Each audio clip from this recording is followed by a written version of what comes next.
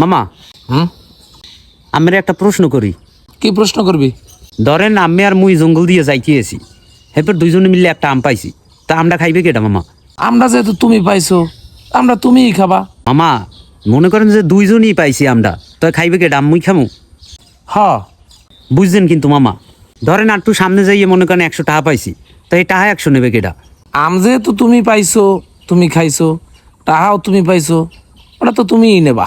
এরপর আর একটু সামনে গেছি, যাওয়ার পর হয়েছে যে একটা মুসির লগে দেওয়া হয়েছে, হে আবার যেমন তেমন মুসি না কিন্তু মামা, হোগা সেলাই করে এরমের মুসি। তেমন হোগা সেলাই করবে কেটা, আম্মে না মুই? আমও তুমি খাইছো, টাহা 100 হ্যাঁ তুমি নেছো, তো হোগা কি মোরটা সেলাই করুম? হোগা তো তোমারটাই সেলাই করা লাগবে।